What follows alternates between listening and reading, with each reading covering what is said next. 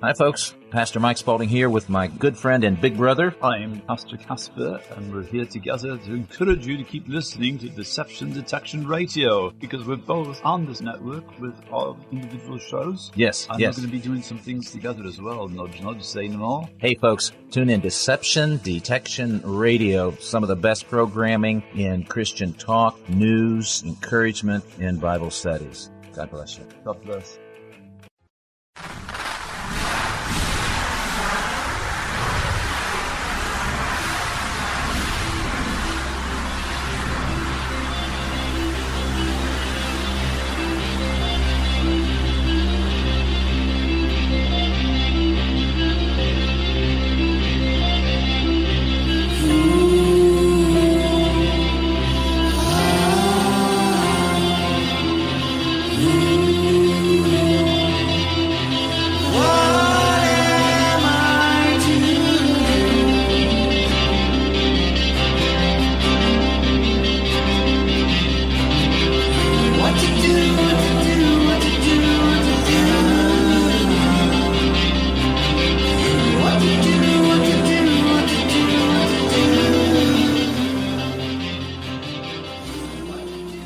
Greetings and welcome to Resistance Rising with Johnny Cirucci. I am your host, Johnny Cirucci, on the program that brings you news and commentary you will not get anywhere else.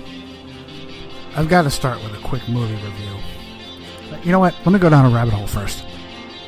So there are very few people that talk about the role that the Vatican and the Jesuits play in controlling the world.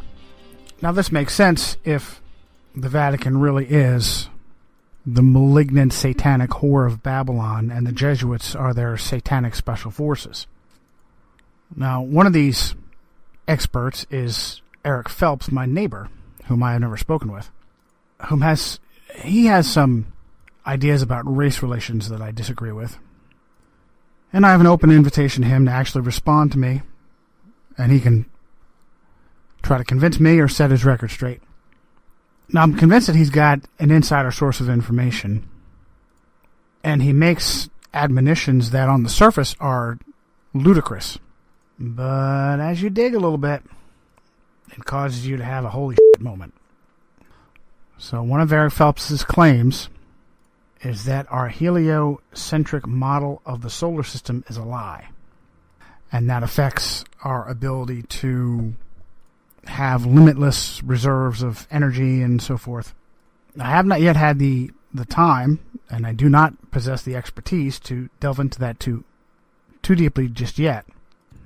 And Basil and Gons from Canary Cry Radio are not helping when they review what has been termed flat earth theory, which is the idea that we live in a perceivable simulation. It's possible to reach the limits of the simulation, which is why governments and the elite control space, satellites, travel to Antarctica, so forth. They have found that it's in their greatest interest to maintain this falsehood. And I have to tell you that just on something as simple as the South Carolina Walter Scott police shooting, it really is that easy to use the Luciferian puppets within Freemasonry to create and perpetuate a lie. So basically your reality is not what you've been told. Who is the force? What is the force behind perpetuating the lie? Now, it's very interesting that the people who claim to have found the limits of our simulation call their discipline Flat Earth. I told you, don't ever put an ER on something. Flat Earthers. Anything with an ERs on make you sound like an idiot. Well, if you go back in immediate human history, who was behind altering mankind's perceptions, whether from the flat Earth to the round Earth, or the geocentric versus the heliocentric model of the solar system, you can trace those ideas, and if they're a lie, those lies back to Rome. Fast forward to my movie review. So it's getting nicer out. I'm spending less and less time on the treadmill, trying to get outside more often. But I rented and watched the Liam Neeson movie nonstop. Oh my goodness. Wow, talk about propaganda. And clearly Neeson is the flavor, the Luciferian flavor of the month. That freaking guy has been in more action movies. And I can't help but think of his humble beginnings in the 1986 Jesuit propaganda movie, The Mission, with reputed Knight of Malta. I don't think I've got anything substantive on tracing De Niro, but it makes absolute sense that De Niro is a Knight of Malta, playing Rodrigo Mendoza, no relation to Inigo Loyola.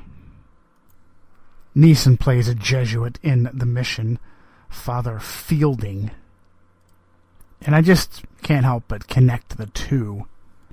From there to his current success. And it's really not that hard to prop somebody up in Hollywood. Good grief. You know, as a quick rabbit hole within a rabbit hole, you can't get much more Luciferian than these Hunger Games movies. And again, this ridiculous idea of the woman that can kick your ass, the woman that can outshoot you, the woman can, well, okay, there are some great shots. There are some women who are great shots. But this actress, Jennifer Lawrence, first of all, there's questions as to whether or not she's been conditioned herself. I've seen some evidence on the internet whether or not she's been a victim of mind control and sex slavery. I just came across this picture. She has no clue how to hold or shoot a bow. Hats off to Hollywood libtard anti-gun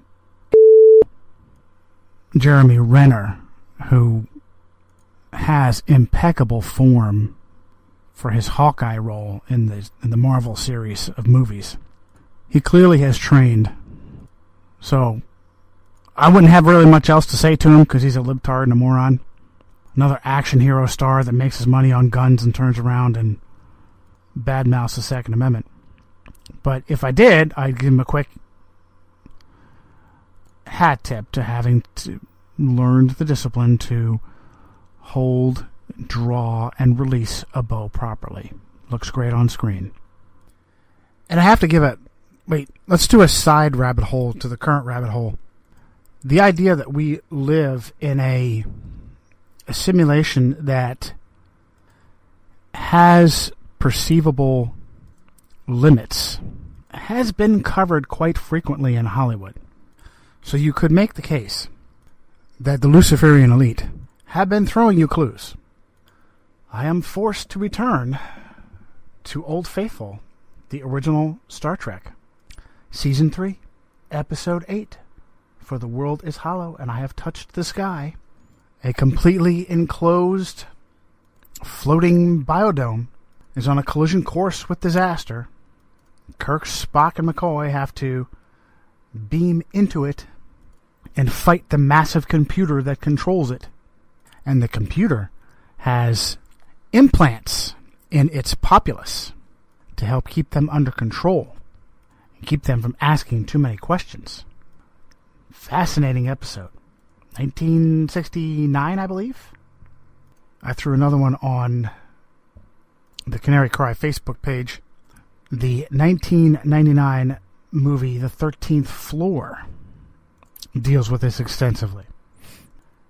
And as a rabbit hole to the rabbit hole, I became aware of The 13th Floor from a Chuck Missler teaching, which again makes me question, Chuck Missler has an extensive defense and military-industrial background on his resume. Is he a secret Knight of Malta? I bring this up because I was raised on Chuck Missler teachings. Is he a papal knight of some kind? Listen to me. You either bow completely to Christ or not at all. You cannot bow both to Christ and to Rome. They do not serve the same agenda. And while I'm on this side rabbit hole to the rabbit hole, there always has been a frantic side to the Missler teachings on the pre-tribulation rapture and once saved, always saved doctrines. You think that it would not be the case for someone who has dedicated so much of his time studying about and teaching about Jesus Christ. Of course, you hear about the stories of the pastor, the preacher that is working so hard for the gospel that he forgets about his own personal relationship, and that's possible. But weird and unlikely, I would think. It's like being in business with your wife and promoting your marriage as part of your business and yet not really having a relationship with your wife. It's possible, but it doesn't seem workable. I don't know how someone truly, truly serves Jesus Christ and doesn't have an intimate relationship with him. So back to a quick review of Liam Neeson in Non-Stop. Oh my goodness, there's a tie-in. There's a rabbit hole to the rabbit hole tie-in. One of the things that Flat Earth expert Mark Sargent mentioned was that the real makeup of our Earth changes how distances work. And he said, particularly in the southern hemisphere, non-stop flights are rare. And he brought up that the reason for so many obnoxious and ridiculous dogleg connections in civilian flight is because what you perceive as the Earth is not really the Earth. And that clicked with me. Of course, there are non-stop flights, there are direct flights, but what are you really looking at? What are you really experiencing? Back to non-stop. Non-stop takes all of the current papal Luciferian propaganda and pushes it. Gun control, terrorism, who the real terrorists are. I don't know why I shouldn't give you this whole movie. It was barely watchable. It was really that kind of annoying and clearly contrived to promote today's Luciferian worldview. I'll just do this. Make a deal with you. If you watch it as a result of hearing me talk about it, I want you to be super cynical. Like me. I watch everything in that mode. I live my life in that mode. But anyway, I digress.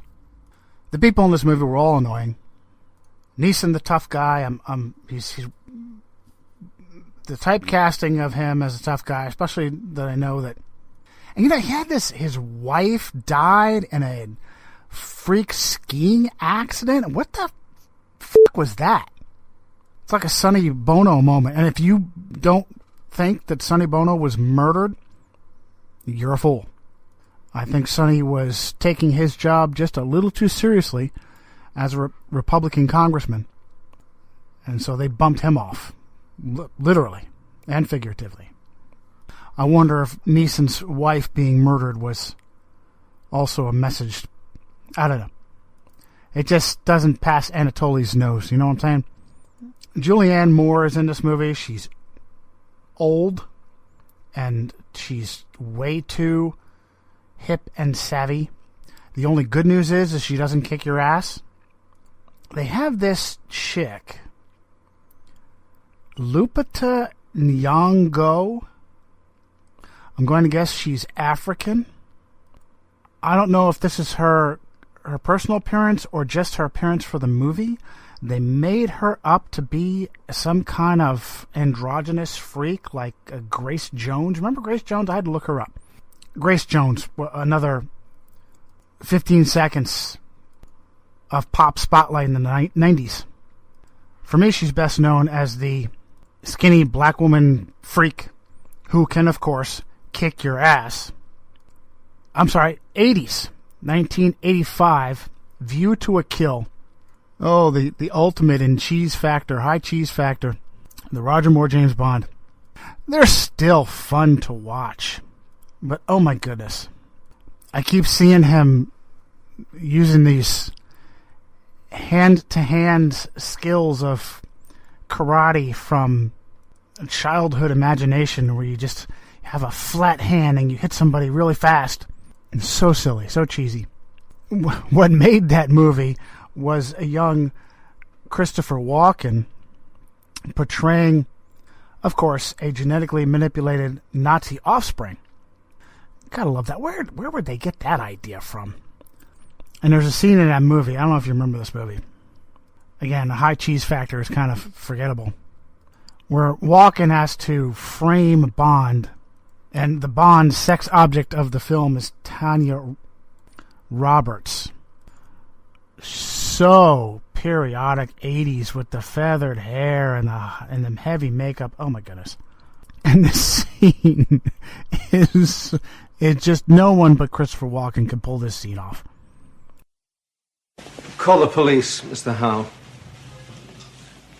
What's going on? Tell them there's been a break-in. Ask them to get here as soon as possible. Police emergency. Hello. We've had a break-in here. City Hall, office 306. Come at once. Right away. What have they done? You discharged her. So she and her accomplice came here to kill you. Then they set fire to the office to conceal the crime. But they were trapped in the elevator and perished in the flames.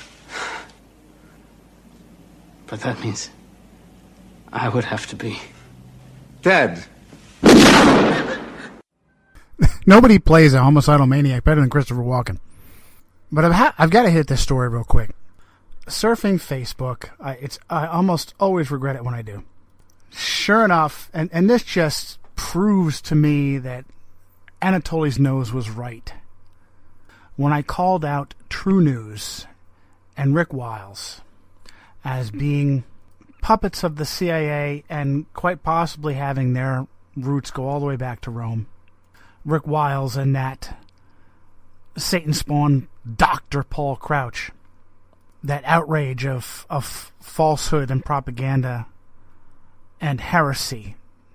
TBN, Trinity Broadcasting Network, with their gold chairs, their gold throne chairs. All funded, I'll guarantee you, directly and indirectly from the Whore of Babylon herself. So, I guess True News needed to, Rick had to do a Fox News, do a double shot of General Thomas McInerney and General Paul Vallely. Both of them claiming that the military might just have to step up and dethrone the Manchurian Messiah of Mystery. So I noticed this post in two different profiles, and I told them on both profiles, listen to me, these two schlubs, these two traitors, serve the same malignant force that enthroned the Manchurian Messiah of Mystery, and if they are part of a military overthrow, it will be all completely manipulated. And I have to give it a little hat tip to my neighbor, Eric Phelps, because he's already predicted that the Whore of Babylon will continue to frustrate good Americans. I think Eric would say good white Americans. Call me up, Eric. Prove me I'm wrong. Until they're ready for a Hitlerian takeover. And the ultimate design of the Hitlerian takeover will be a complete implosion. Because even when they are wayward, those who love their country will be crushed. So that was just a shot from the hip. I know these two schlubs are constantly on Knight of Malta, Rupert, I Like 'Em Blonde, Murdoch's Faux News. And I knew off the top of my head that Paul Vallely, I've got a video, in fact, I'll put this in my notes. All this will go in my notes. Was recently seen in Syria helping train ISIS, the traitor scum that he is, that likes to pretend he's a patriot insider. And all these scum never speak out against the machine unless they're retired. There's your first indicator of who they really are. Ballless traitor scum, you, Valile. You serve Rome and not the people of the United States or the Constitution. Thomas McInerney. Now, of course, Lickmypedia has a very secular outlook on him, with the exception of his place of birth. Havre de Grace, Maryland. Maryland. Well, let's dig a little deeper and see if we can find a Jesuit in his woodpile. Oh, how about the 2014 obituary for his brother James E. McInerney, Major General, Air Force Cross, hotshot Vietnam pilot. His son told the Washington Post, no matter where he was in the world, his son said, General McInerney made it a point to attend a Roman Catholic Mass at 7 o'clock every morning. Ah, the McInerneys are dedicated Irish Catholics. Traitorous scum.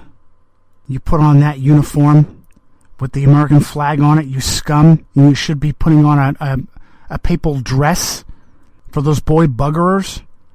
And you play this game of deception.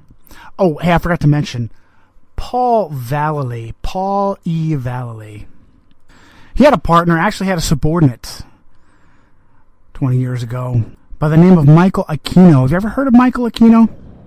Michael Aquino is an expert in Satanism, Army intelligence. He helped the CIA understand how Satanism can be used in trauma-based mind control. Yeah, I wrote a paper for his boss, with his boss, on psychological operations. Oh, you didn't know that? Every time you see your buddy Paul E. Valile on faux news or hear him on true news, just think of Michael Aquino and Satan. So, what do I want you to walk away with? I don't know. At least for this portion of the show, just understand, to quote Harry Mudd, everything you know is a lie. But there was no explosion. I lied. What? You lied. Everything Harry tells you is a lie. Remember that. Everything Harry tells you is a lie. Now listen to this carefully, Norman. I am lying. Now's the time to face your life. Open your eyes. Open your mind. Proud like the God, don't pretend to be nice. Trapped in yourself. Break out of there. Be that machine that works in your head. Yeah, everything you know is a lie. And the people telling the lies, for some reason, they're all highly placed in the Roman Catholic religion. Who's running the Catholic Intelligence Agency today? Jesuit-trained John O. Brennan. John O. Brennan was sworn in by an interesting person. He wasn't sworn in by the Manchurian Messiah Mystery, the President of the United States, who picked John O. Brennan. He was sworn in by the Vice President, who is, interestingly enough, a Catholic. Mafia Joe Biden. And not only did Mafia Joe Biden swear in John Owen Brennan over the most malignant, the worst enemy to the American people, the most malignant organization behind the so-called War on Terror, the Catholic Intelligence Agency, the CIA, he did it on a Constitution minus the Bill of Rights. Isn't it interesting how these Luciferian spawn, these high traitor scum, still fear taking oaths? Manchurian Messiah and his Catholic puppet John Roberts, Chief Justice of the Supreme Court, also flubbed their oath. Brennan takes oath on draft Constitution without the Bill of Rights. Oliver Knox, Yahoo News. Not Oliver North. That night of Malta scum. You two papal scum. We're tracking you. I've said this before, payback's a bitch. You can serve your whore for now. Break your oath. Betray your citizens. Speaking of everything that you've ever known as a lie, I have to reassess my understanding of Ronald Wilson Reagan. You understand that there were incredible gains made by the Vatican during the Reagan administration. Don't forget that Vatican City is a sovereign city-state, a nation within a nation. After the murder of President Abraham Lincoln, the ties to the Vatican were so obvious that the United States dissolved its ambassadorship to the Vatican. Do you know who reinstituted sending an ambassador to the Vatican? Ronald Wilson Reagan. I mentioned in my column Illuminati Defeated that it was predicted by ex-Jesuit Alberto Rivera that the complete takeover of the White House would be shown by a presidential inauguration being moved from the east front of the Capitol to the west front, facing the giant phallus of Osiris, misnamed the Washington Monument. That occurred when Ronald Reagan took office in January of 1981. I need to look into this myself. I mean, like, full bore, probably more than a column. I was looking for the high mass that I saw that commemorated Reagan's passing. This is interesting, from the Notable Names database, NNDB, and you have to dig because the idiot that created the NNDB is an idiot. You have to dig to find out what the NNDB means. Yeah, it's the Notable Names database. Apparently authored by a moron that calls himself Dr. Sputnik, which is interesting. Sorry, I don't know if I probably shouldn't be throwing those epithets around. Sorry. You're annoying. You may or may not be a moron. On the page for Reagan, there's a footnote after his religion. Christian. Footnote reads, Reagan's father Jack was a lapsed Catholic. Reagan's brother Neil was baptized into Roman Catholicism. Ronald was baptized into the Disciples of Christ. His mother Nell was baptized into the Disciples on 27 March 1910, less than 1 year before Ronald's birth. At age 19, Ronald left the Disciples, claiming the Catholicism of his father. However, even after he said this, Ronald was never baptized Catholic and not joined any Catholic denominations. That's still interesting. I vaguely remember this. Now I'm seeing this again. Reagan had brain surgery at the Mayo Clinic in 1989. That's always disconcerting. I don't remember him having a particularly... I believe it was only towards the end of his life that he was afflicted with Alzheimer's. You know, he was shot by Bush family friend John Hinckley, 2 months after his inauguration? So, you know, there's always... Don't let that dissuade you. The Luciferians in Rome have it tied up no matter who they have in office. And they have no compulsion, no compunction whatsoever. Plenty of compulsion and no compunction to take out their own, particularly if it's a modest puppet rather than a full-bore puppet. And you never want to underestimate the rabid satanic ambition of the Bush Nazi crime family. And it's interesting that Reagan's most personal advisor, William P. Clark, his most intimate advisor, was a personal friend of John Paul II. From Newsmax, Reagan biographer Edmund Morris put it, Clark had Reagan's ear, and next to Reagan was the most powerful man in the White House. What a coincidence. Bill Clark was ever soft-spoken and true to his Roman Catholic faith, a man of humility, I'll bet, a high traitor scum. Yeah, I'm gonna have to just do this up. But before I do, my friend Andrew has recommended I give my testimony, which is probably a good idea. You know, I don't like talking about myself. Then again, nobody else will. So I really am fourth generation Italian, 100% ethnic derivation, named after my grandfather. He got off the boat and, let me back up a little further.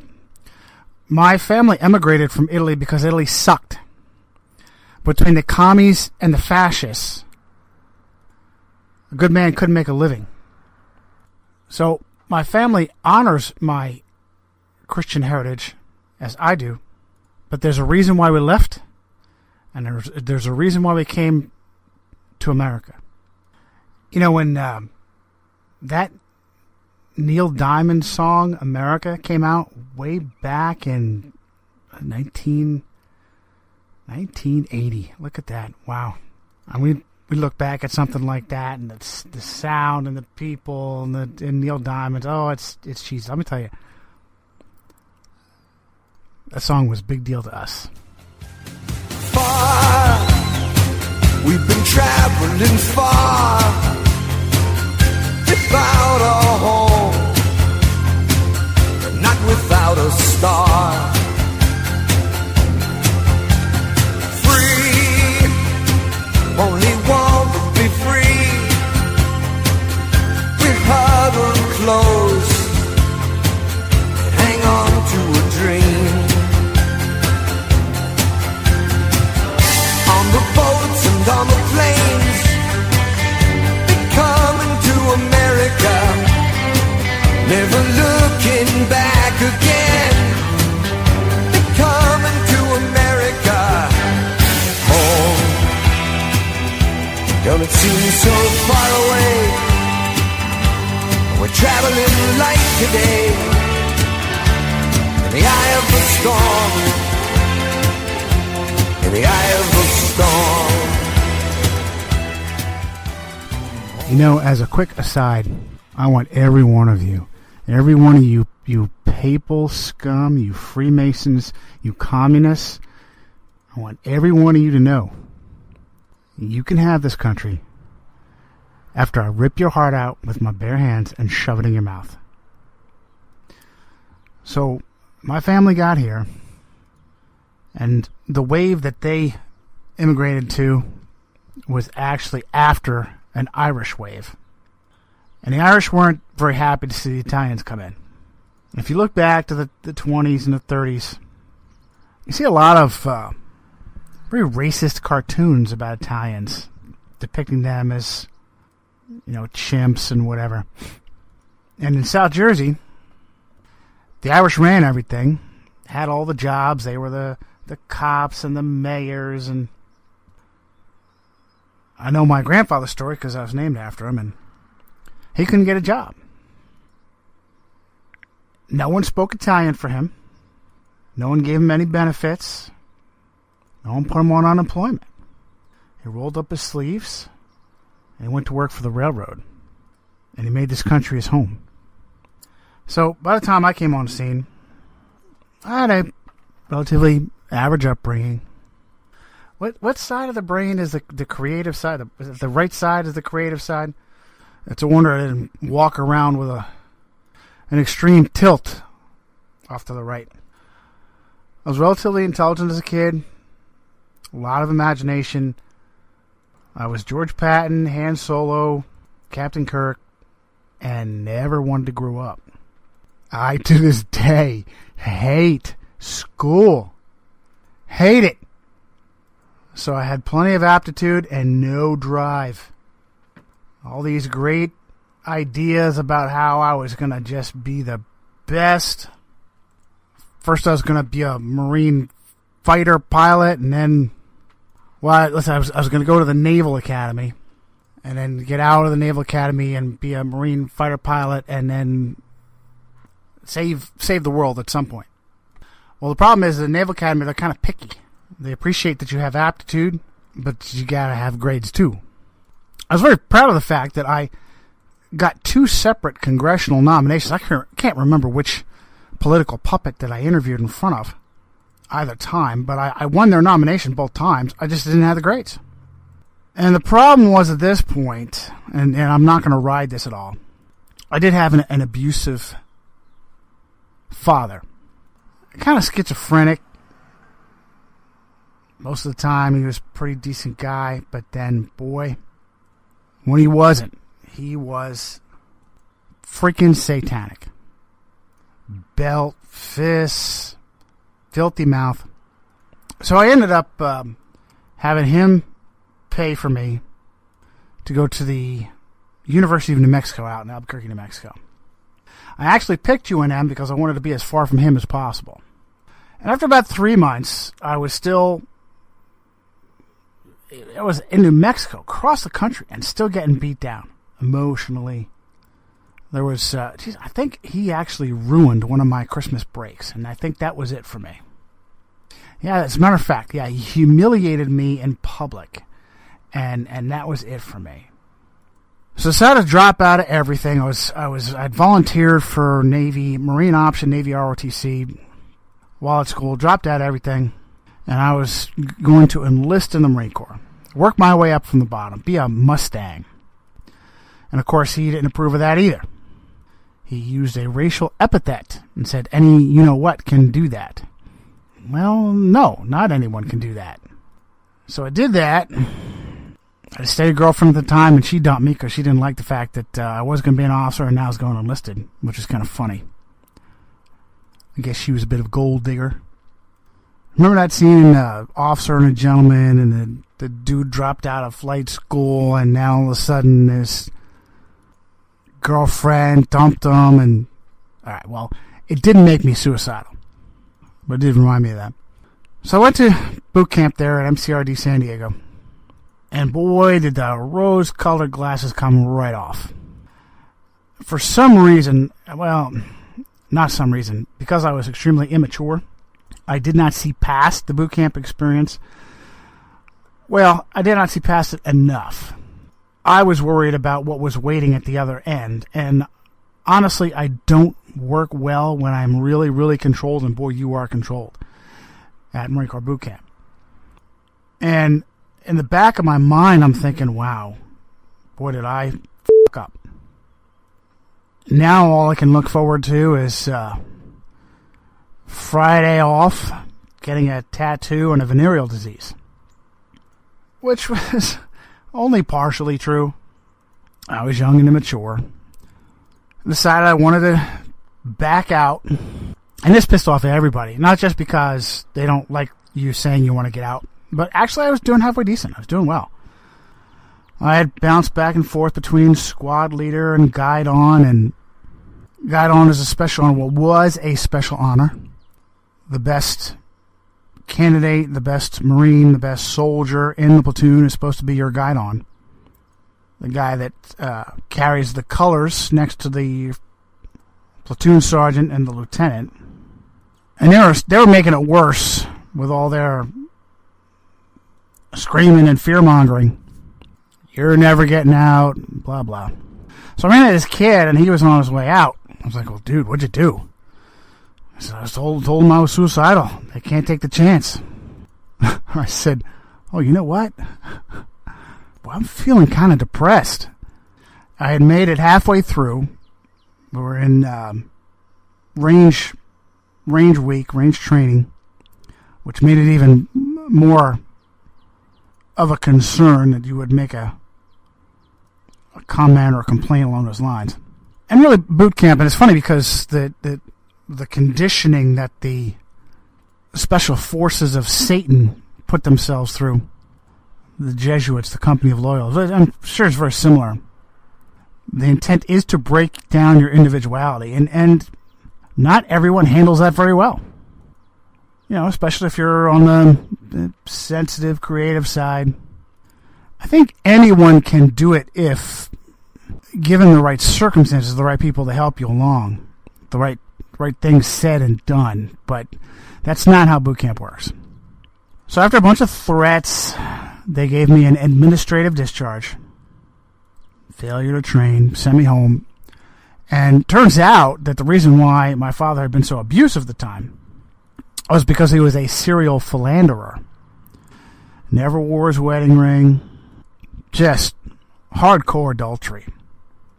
Kept the pornography in the closet, and And as a matter of fact, while I was at boot camp is when my parents divorced, which was probably not very helpful to my frame of mind there. I came home in dejected failure and humiliation and needed to start over, to rebuild, living at home, trying to find whatever job I could, living day to day there in New Jersey.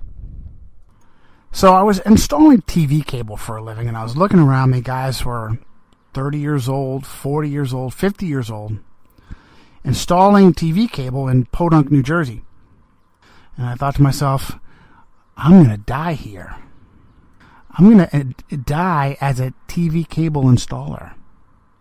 And it freaked me out. Unfortunately for me, at this time, my brother was doing much better than I was, and had picked up just enough from me to do things right. And he was on time and on target to achieve a good career in the Marine Corps as an officer, which he eventually did. So this kind of spurred me on to try and fix these issues that I had and slay these dragons, bury these skeletons in my closet. So I looked into fixing both. I spoke to a Marine Corps recruiter, and I was shocked to hear that there were ways around an entry-level and administrative separation. Hadn't expected that. And I started applying for tuitional assistance. I didn't want to just go to community college. I wanted to go back to the college where I was. That was important to me. This time it was just my mother and I, so we put a lot of effort into applying for everything that we could. And months went by. I really didn't think I was going to get anywhere. And then the word came that the government was happy to allow me to drop into deep debt to return to the University of New Mexico. So I told the Marine Corps, hey, let me put you on hold and get this done, and we'll talk. So I went back to UNM, and I still wasn't very focused. I still hated school. While I was there, I was at the cafeteria one day. I remember eating outside. I think it was, you grabbed your food and went and sat in the grass outside. And this dude had a Marine Corps gym bag, had his food, walked up to me and sat down and just started talking to me. And I thought, is this fucking guy gay? Turns out, he was from New Jersey. He had just spent 5 years in the Marine Corps. He had done all kinds of great stuff. He was a Marine security guard. Spent time in Egypt, other places around the world. We just ended up having a lot of stuff in common. Right-wing politics, guns, motorcycles. And he wasn't just from Jersey, but he was from the same general area as me. In fact, his mother worked at the hospital where I was born. Crazy, huh? So we became good friends, close friends. And later on turned out the guy was a Christian insurgent. Now, at the time, I was a non-practicing Catholic. I was familiar with the Bible. I had attempted to read the Bible a couple of times and just couldn't get through it. Didn't have the expertise and frequently got bored by it, especially parts of the Old Testament that I didn't understand. But I know I had a heart for the truth. I also knew that there were things that I liked in my life that would have to change if I got serious about getting to know, quote-unquote, God. So my buddy started working on me. If you think my language is bad now, you should have heard me then. Oh, my goodness. And one day he gave me a hard time for it. And honestly, it was because that who I am now, I understand who I am now. And I let things out, but I'm still disciplined. Then I was not. And blasphemy was common for me. Taking the Lord's name in vain happened frequently. And but it gave me a hard time for it once, and it just made me think for some reason. Another time, He told me that I couldn't be a true conservative unless I shared the Christian faith of the founders. That was a good one. And honestly, I know that's very controversial. God love him. He was trying to work on me. There's two extremes there, and I think neither extreme is accurate. And as he was working on me, I happened to be single at the time. He threw that one in there too. Hey, dude, if you really want a good quality girlfriend, best place to find one's at a church. Lots of pretty girls. Pastor's a young guy, pretty cool, rides a Harley. Here's a picture of him. I looked at him, the guy's Skip. Like 6'4", 6'6". Are you kidding me? He's from California. Oh, right. I'm not going to hear some blonde surfer dude named Skip talk to me about heaven and hell. Curtis, you and the Penguin are the only family we got. You're the only one that was ever good to us. Singing Elmore James tunes and blowing the harp for us down here. Well, the sister was right. You boys could use a little churching up. Slide on down to the Triple Rock and catch Reverend Cleophas. You boys listen to what he's got to say. Curtis? I don't want to listen to no jive-ass preacher talking to me about heaven and hell. Jake, you get wise. You get to church. Oh, it's not a coincidence that Elwood and Jake went to Catholic school, but I digress. So while I was doing this, I looked back up another Marine recruiter in New Mexico, told him a story, and said, "All right, I'm ready. Let's do this. I can go into the reserves and finish my school at the same time." And dude was like, "I can't." What are you talking about? I talked to a guy in New Jersey. He said, "No problem. I don't know what he was talking about. No, you had your shot. We don't want you." Well, that didn't sit well with me. So I went to the Department of the Navy. I went to congressmen, senators, New Mexico, New Jersey. They all went to the same asshole Department of the Navy, the Pentagon. They gave the same answer every time. Psychologically unfit. Not qualified. So this process was going on for years. And then back to my buddy, I eventually let him talk me into it. I said, "All right, listen, I'm desperate. I will go one time to your church to scope out your girls, and that's it." So I got there, and it was not the Catholic church experience. Big place. Chairs were comfy. They had cushions on them. They weren't wooden pews. There's no stained glass, no crucifixes, no icons, no cross at all, as a matter of fact. Turned out Skip was former Catholic himself. Didn't want too many of that stuff laying around. Place had a bookstore, a coffee shop. People are grabbing me, shaking my hand, hugging me, to get off. So I sat down. These hippie-looking people came out onto the stage, and they started doing this worship stuff, and I had to admit, it was not bad. It sounded pretty good. All right, okay, that went by pretty good. Here comes this surfer dude. Never forget it. Walks out. He's got this real thin little brown Bible. Sat down on a bar stool and started teaching. And I had never heard anybody just teach the Bible and explain it in ways that were easily understood. I was absolutely floored. And one of the first things I thought, and I said to my buddy, I said, I think I might come back next weekend. And I did. And I kept coming back. And my buddy helped me pick out my first Bible, my first Protestant Bible. It was New American Standard. He liked the New American Standard because it had a good word-for-word translation. It was a little choppy, but one of the better translations. And it just clicked. I just felt like I was home. I never did an altar call.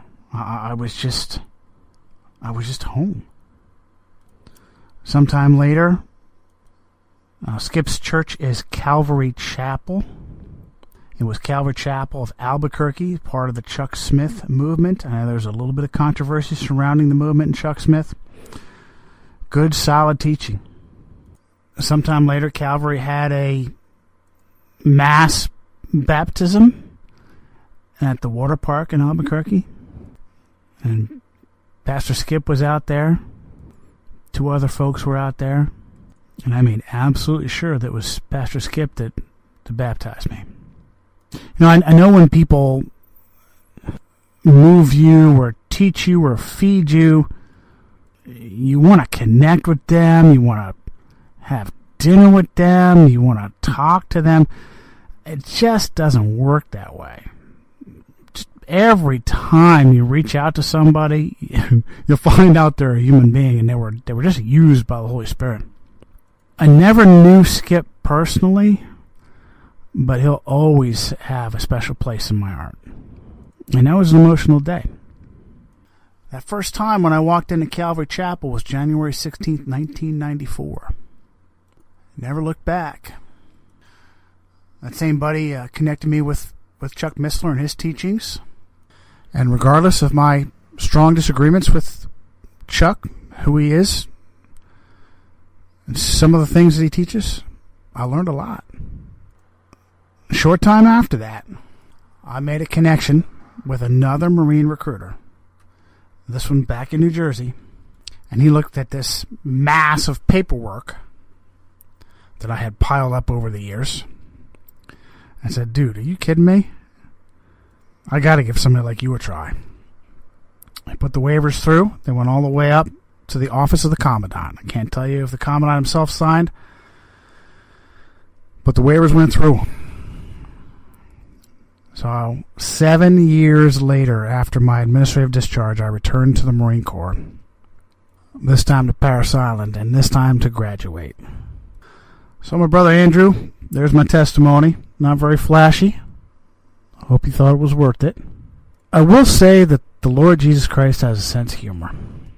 I think it's very ironic that here I am, 100% Italian, Catholic upbringing, 4th generation immigrant, and I am on fire to see the death of America's enemy in Rome, to see America wake up to it, to hear patriots cry out, no king but King Jesus, and to be the biggest pain in the ass that I can possibly be to the whore of Babylon.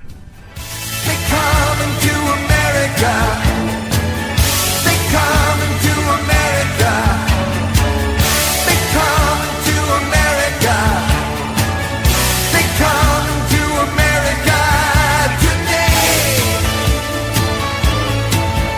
Today.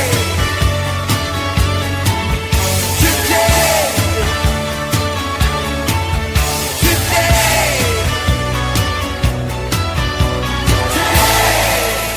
My country, 'tis of thee, sweet land of liberty. Of thee I sing, of thee I sing today.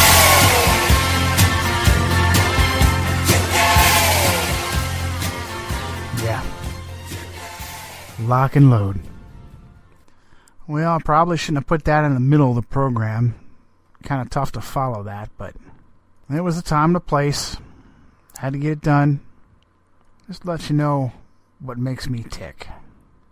So let's get back to exposing the whore, shall we? I hate to say I told you so, but I told you so. Protesters arrested as Brooklyn Bridge is snarled. New York slimes. Dozens of participants in a march intended to protest police violence were arrested on Tuesday as the demonstration crossed the Brooklyn Bridge and caused major delays there during the evening rush. So the first I told you so is these multiple psyops that are occurring that are all shockingly created and manipulated. And again, I want you to snap out of your normalcy bias to understand how co-opted whole organizations are, law enforcement, media, government, to conduct these malignant plays to harm you, take away your rights. And the fact that this protest was designed to fuck with commuters is a sign to me that the protest itself was probably manipulated. People in general just don't give a shit. So the Luciferians probably paid off some malcontents to cause problems for the poor average schlubs that are stupid enough to pay the ridiculous, outrageous tolls to drive into the People's Republic of New York commies, run by an actual communist, Bill de Blasio. Now, de Blasio does not have direct Jesuits in his education, and Lickmypedia claims that he's a non-practicing Catholic. Yeah. The non-practicing Catholic, 2 weeks into his first term, went running to the Pope of the United States, the Archbishop of New York, Timothy Cardinal Dolan. That also from the New York Slimes. And every single picture of this Luciferian boy buggerer Dolan, he's always laughing. You know why he's laughing? He's laughing at you. The last time I saw this boy buggerer laughing like that was at the Alfred E. Smith dinner. Another papal puppet traitor scum, Alfred E. Smith. I wish I had access to all the pictures that I originally had put in my book. Particularly during a presidential election year, all of the political puppets are required to go to the Archbishop of New York, the Pope's man in America, and make him laugh. I had pictures that I forget which news agency had them, like all the way back to the 50s, Eisenhower. Oh, just generations of papal puppet scum. Make the Archbishop of New York laugh, you puppets, you jesters. And here from this New York Times column back in November of 2014, you should see this picture. De Blasio and Dolan with their other puppets.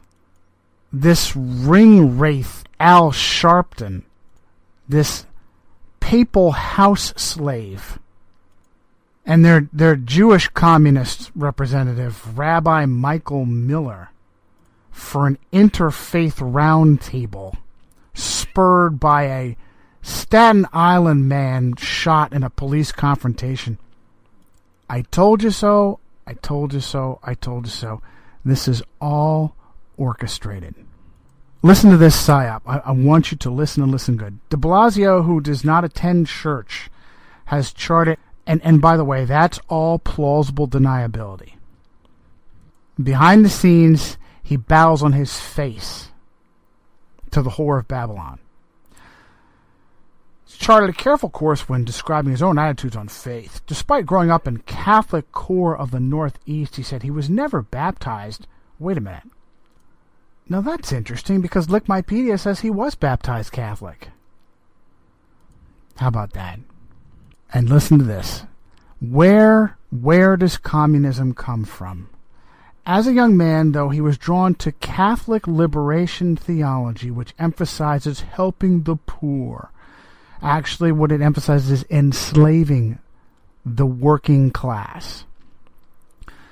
He worked after graduate school for a social justice group that provided humanitarian aid to Nicaragua. And listen to this of the non-practicing, non-baptized Catholic communist Bill de Blasio. He recalled fondly two highlights from his vacation to Italy in July. Now, well, that's interesting. He took a vacation to Italy right before becoming the mayor of New York City. Greeting a woman roughly 90 years old who had known his great-uncle Alberto, a Catholic priest in Santa Agata de Goti, and traveling to a meeting at the Vatican for which Cardinal Dolan had prepared him like a, quote, big brother. This is the non-practicing, non-baptized Catholic communist, Bill de Blasio. Oh, Lickmypedia did good here. There's a linked footnote to the New York Daily News that talks about his baptism that New York Times says he never had. 25 facts about New York City's newest, bestest mayor, Bill de Blasio. And if you've learned how to read between the lines, which I am here to help you do, you can see how he spent his entire life and the previous lives of his Luciferian reptilian family being vetted as insiders. His mother graduated from Smith College, one of only two Italian-Americans in her class of 1938. Yeah, I bet she was a Catholic commie. Little shades of Manchurian Messiah Barry here. He's had 3 legal names: Warren Wilhelm Jr., Warren de Blasio Wilhelm, the cute little hyphenated himself, and Bill de Blasio. So what did those 3 legal names help him to do? Oh, travel around the world, learn how to be a good little communist. His first cousin is labor leader John Wilhelm, former president of Unite Here International Union. Sounds like another Catholic CIA communist front group. And here's what was referenced in the Lickmypedia. He was baptized Catholic, but is non-practicing and describes himself as, quote, spiritual. Yeah, he prefers direct linkage to Satan rather than have to go through the middleman, representative of Satan on earth. He speaks Italian. Does that help him converse directly with his Jesuit Pope? His father was Phi Beta Kappa Yale. Boy, the CIA likes to recruit directly from Yale. His paternal grandfather, Donald Wilhelm, graduated from Harvard, wrote 9 books, and collaborated with 33rd Degree, Shriner, Freemason, Communist Scum, Franklin Delano Roosevelt. Now, I added some of the details for you there. I'm sure it just slipped the New York Daily News. They would have put it in there if they had remembered. His scariest moment was traveling through a war zone on the road to Nuevo Leon in Nicaragua in 1988. Now, what do you think Bill was doing in Nicaragua in 88? I don't know. Probably similar to Barry's mission in Pakistan in the 80s. Working for the Communist Catholic Intelligence Agency, perhaps. Just a thought. He's 6 years younger than his black wife, Shirlane. Chirlane. I don't know what exactly a Shirlane is. Shirlane McCrae. And you should see the afro on this spawn son of his. Right out of the 70s communist black movement. It looked like Jesse Jackson with his fro back in that day. They honeymooned in Cuba. Now, you wouldn't think that there's some Catholic Jesuit connections there, being that, as a quick aside that I mentioned in my book, here we have the most powerful intelligence agency in the world that can publicly slaughter a sitting president, John F. Kennedy, get away with it, and yet never have the resources or the means to oust the Castros. Well, that wouldn't have anything to do with Fidel's Jesuit upbringing, would it? He named his kids Dante and Chiara to honor his Italian heritage. Well, I'm Italian, and I think you can go fuck yourself, you commie scum. His daughter Chiara was a flower girl at the wedding of his friend Patrick Gaspard, now the U.S. ambassador to South Africa. Look, there's only so many hours in a day. There's more than enough to tell you that he is a papal intelligence communist insider. And again, communism and the hard left are the main line veins by which the whore of Babylon does her worst damage. She will set up the phony right to crash and burn. And that leads us into our next story. Oh, there we are. Congratulations. Well done. There we are. Well done. Congratulations.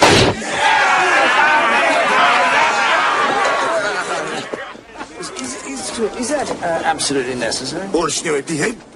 Yes. What did he say? He's afraid it is.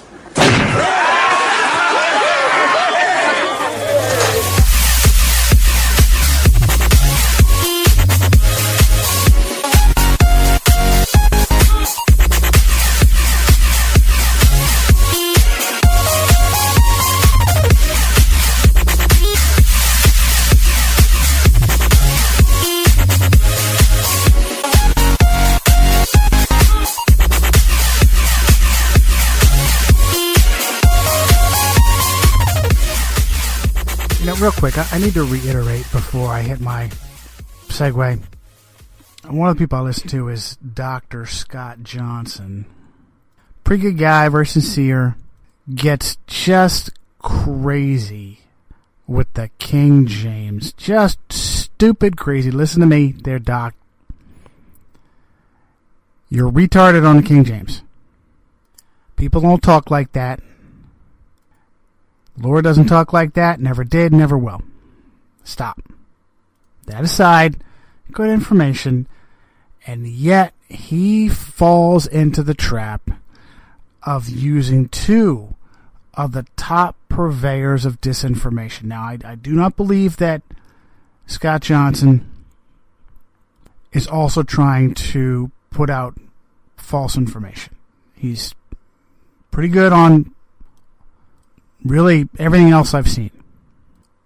But in his recent program, he quotes both Dave Hodges and Steve Quayle.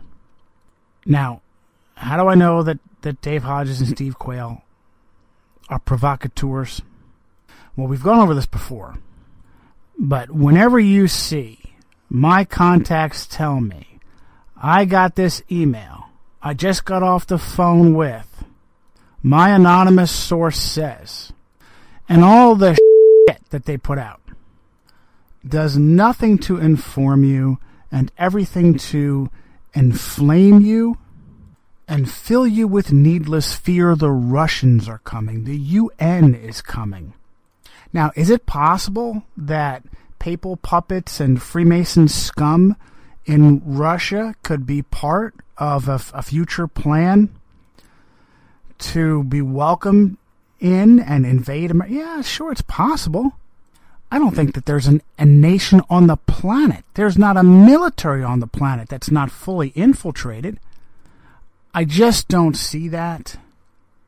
And what I do see are CIA scum shills telling these turds what to say, particularly using false reports and exaggerated reports of Russian incursions, military aircraft into supposed NATO airspace. And thanks to papal scum's Zbigniew Brzezinski, really the only place that isn't NATO airspace is a small 3-foot square section right over the Kremlin. Everything else is pretty much NATO airspace, so pretty hard not to incur upon that. So listen to me. I love you. I love my audience. I don't want you to trust me. I want you to get off your and at the bare minimum, check my links and check the work that I present to you. And perhaps beyond there, the Lord will inspire you to strike off on your own. So this from Breitbart. Marco Turdo Rubio is the man for a new American century. While Republican Senator Marco Rubio may want to usher in a new generation in American politics, his slogan, which appeared on the front of his podium today, is hardly that. Via TempBay.com, he stood at a podium bearing his slogan, A New American Century, underscoring a strategy that will try to position Rubio as a transformational figure. It's a fine slogan, but it is worth pointing out its existence as a neoconservative think tank. By the way, neoconservative or neocon is simply code for false right, phony right, fascist right. I want to thank Breitbart and all the other morons that have this auto-playing spam requiring me to kill the page quickly. Heaven forbid you should have more than one tab open. You've got a cacophony of this shit. You know, I used to revel in American immigrants of Cuban descent as the great example of hardworking patriots to contrast with so much of the dead weight pouring across the border of Mexico. The invasion from Catholic Southern Hemisphere of people who have no respect for the United States, her language, her customs, and are encouraged by massive treasonous institutions across the board to do so. You know, quick rabbit hole. I've mentioned Next News Now and Gary Franchi before. I think Gary's basically a good guy. He's old school libertarian, which is synonymous with libertine. Basically, as fast as things move today, he's a dinosaur.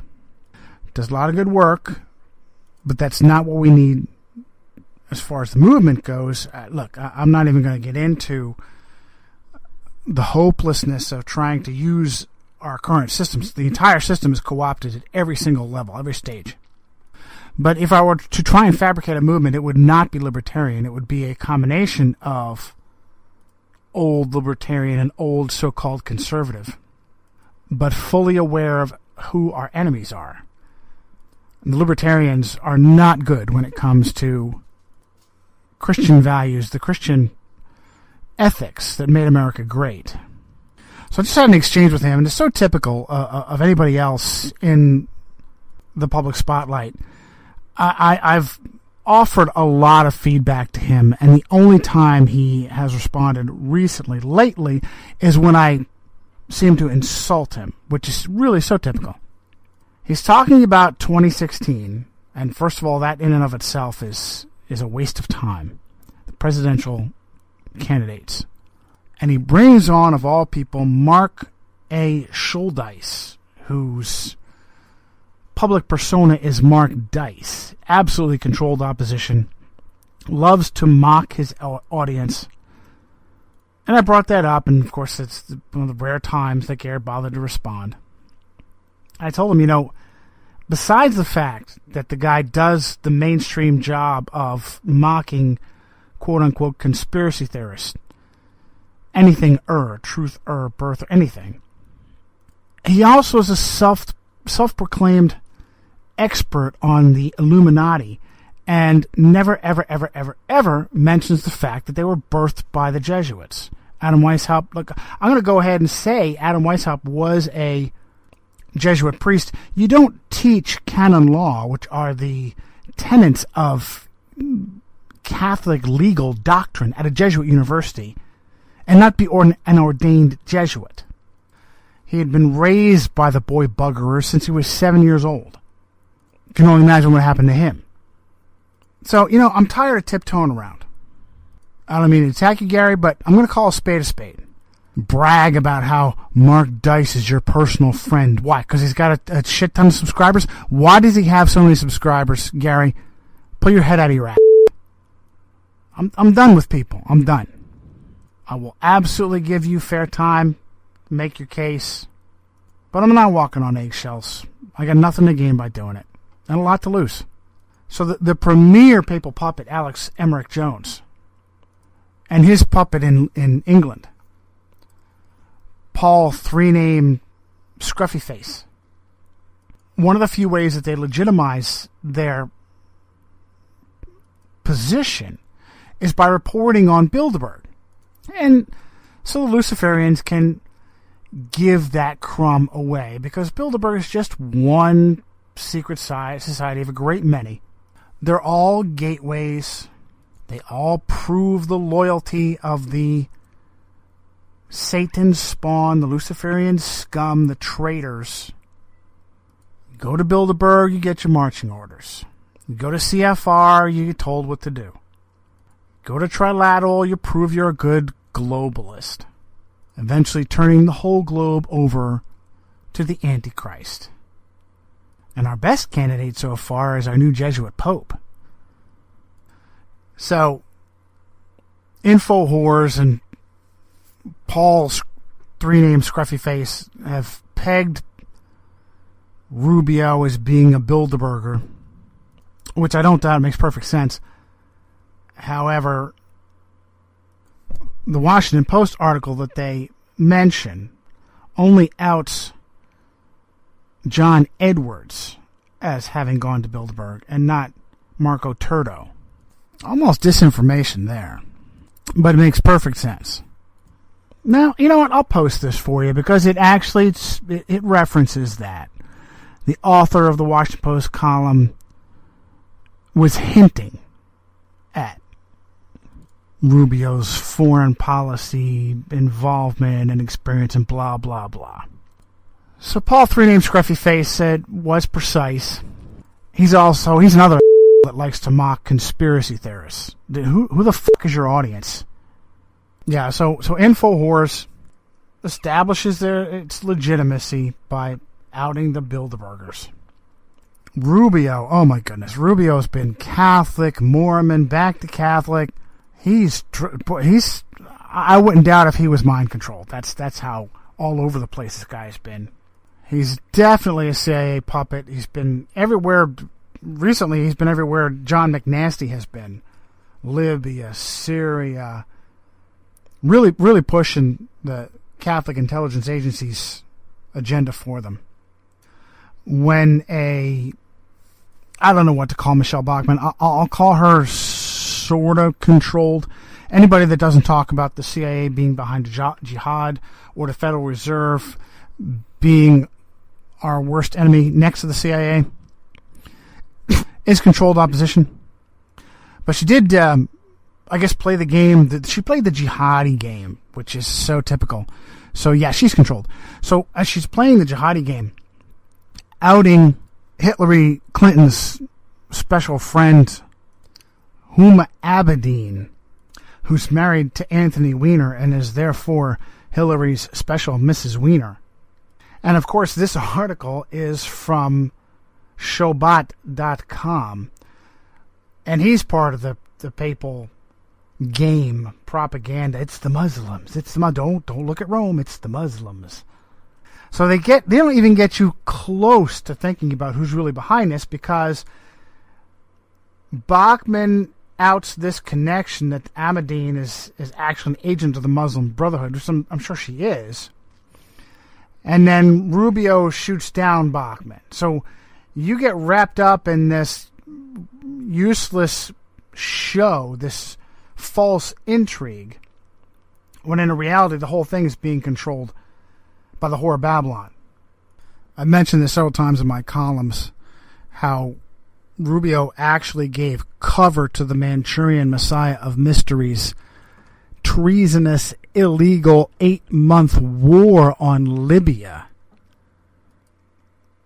Dennis Kucinich and Ron Paul pretended to attempt to impeach him for it, and of course it went nowhere.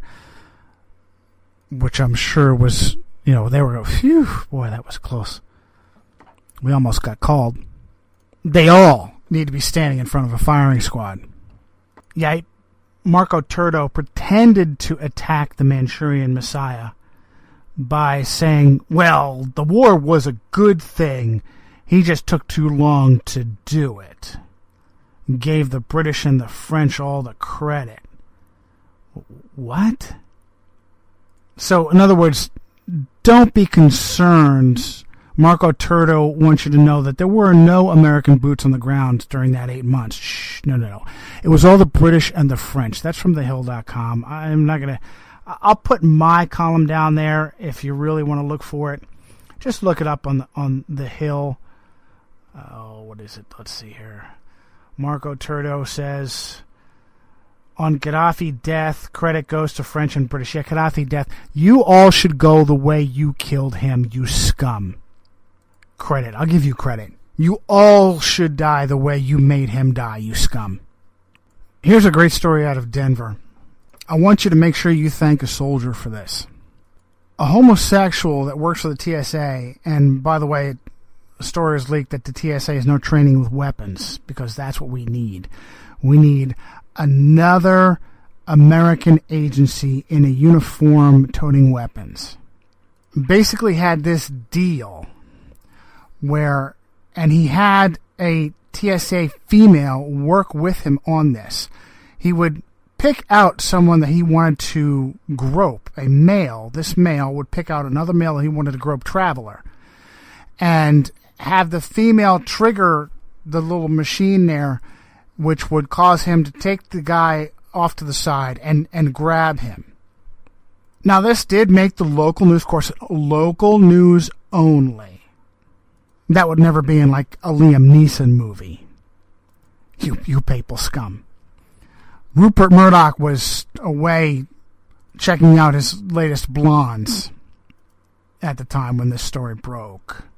I'll bet, though, Schlepp the unibrow drunkard Smith enjoyed the story, even though he never talked about it. He himself, he's one of them. So what I mean when I say thank a soldier is to lampoon the game of these kids that go overseas and kill and then lose their arms and their legs and have their faces blown off. We're heading up to 12, 13, 14 years of this treasonous war. And every one of you so-called neocon scum. Oh, I forgot to bring that out, the PNAC. I'll hit that up. We'll do this TSA story and we'll go back to this PNAC thing. The new American century and what's behind that. You neocon scum, you should all die the way, some way and related to the wars that you have inflicted on the poor people all over the world. You scum. So, as you hold your arms up and are you scanned by a naked body scanner that goes directly to the bank account of somebody like George Soros or Michael Chertoff, make sure you thank a soldier for protecting your freedoms as some pervert homo gropes you. So the project for the new American century, neocon, all of the papal puppets, Bill Kristol, Robert Kagan, the husband of the husband of State Department creepy harpy woman Victoria Nuland, one of the banes of the Russian media. Devin Gaffney Cross, thank you so much for playing that stupid no hyphen maiden name game, because it helps us to trace you to your brother Frank Gaffney, another intelligence insider traitor scum who plays the game of it's the jihadis. Except for Frank when it comes to how the jihadis can be used in Chechnya to destabilize Russia, right, buddy? Oh, John Bolton, another favorite of Rupert Murdoch's faux news. play the game. I'm pretty sure that, oh yes, Rumsfeld, Cheney, Wolfowitz, all the usual scum, pretending to be to the right, Pied Pipers of the Pope. So, PNAC has this paper that they published back in September of 2000, Rebuilding America's Defenses. This is almost exactly 1 year to the day, September 2000. Any serious effort at transformation transforming the United States, must occur within the larger framework of U.S. national security strategy, military missions, and defense budgets. The United States cannot simply declare a, quote, strategic pause while experimenting with new technologies and operational concepts, nor can it choose to pursue a transformation strategy that would decouple America and allied interests.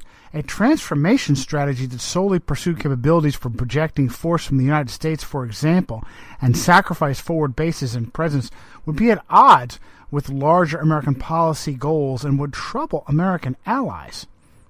Further, the process of the transformation, even if it brings revolutionary change, is likely to be a long one, absent some catastrophic and catalyzing event like a new Pearl Harbor. Last, but far from least, is the CERN opera, Symmetry. This has got to be the creepiest fucking thing I have ever seen. I want this to help destroy your normalcy bias. Now, I looked all over the internet for official connections to this creepazoid show. And I did that for about 10 minutes and then gave up. The fact that this opera was recorded in CERN, at the CERN facility, I think is enough of a stamp of approval. This is not science, quote-unquote science. The people who run quote-unquote science are not scientists. Not in the way you have been told. And I'm going to give you something that nobody else can give you. Who is really behind it? And it's there in plain sight. Now, this is just the trailer, and it's more than enough. You've got these weird gesticulating dancers.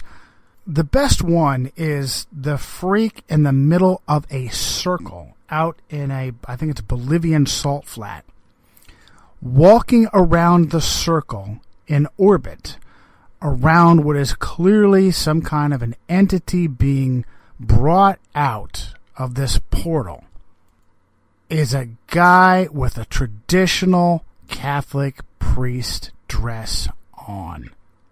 Nobody is talking anything about that aspect of this trailer. Who is it that is walking around the orbit? Who is it that is welcoming this judgment? The opening of the portal. You know, Patty Heron used to say that he wasn't big on the demonic hybrids. He was convinced that actual demonic entities were going to roam the earth, and that people were just going to die of fright as a result of it. I bet you he had something there. So the Luciferian Euro trash behind this is Ruben Van Leer and Lucas Timulak, the Creators Project. They got this creepy looking soprano, Claren McFadden. And I don't want to badmouth an entire genre. I just can't do women opera singers. Oh, the voice goes right to my spinal cord. That tenor of voice goes right to my spinal cord. Not tenor singers, the tenor of a soprano. So this play, this opera, this whatever, has this so-called scientist trying to do his scientific work when this ghostly freak woman calls to him like a siren. And this is from China Topics. It's really an annoying, bloggish China-related news with tons of stupid spam ads that I've kicked off just now. So this Satan spawn, Luciferian, that made this, says that this annoying, ghostly soprano figure, creepy thing, she asks him if he, the scientist, loves the particle more than he loves himself.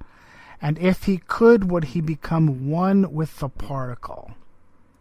As Lucas increasingly tries to focus on his work, Claren's message becomes more insistent as she carries him through time in search of answers. She tears him away from the timelessness of physics and points him towards the timelessness of love and music. Yes, love is not what's going to come out of that portal. Love is not what they want to come out of that portal. And here's why I'm convinced. I'm absolutely convinced that they know exactly what they're doing, what they are doing. None of these people are bumbling, bespectacled, the old 1950s scientist. He's just so blinded by his dedication to science. That Howard Hawks movie, The Thing, which I absolutely love, great replay value on that movie. The Dr. Carrigan character that's so blinded to his dedication to science that he's willing to have everybody be slaughtered by this alien plant thing. Okay, they don't exist. There might be a large body of morons who have been acculturated in these fields to not think past the lies they've been told. Lies about our creation, about evolution, perhaps even about the fact that we're in a matrix-like simulation with discernible boundaries to it. I think certainly at the very top, especially in Rome, they know exactly what they're doing.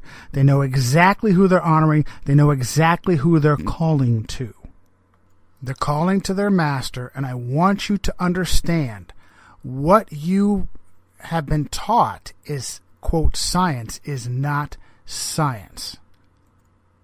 The people at NASA are not scientists. They are Luciferians. They know they're lying to you, and they're perpetuating lies. And that's why I'm here. I'm here to help you wake up. And if this shakes you up, allow me to make a pitch for a personal relationship with Jesus Christ. Because in Christ, there's no such thing as too little, too late. For us, because he is a God of mercy. For them, he will be a God of justice. And like I've told you, payback is a bitch. Yeah.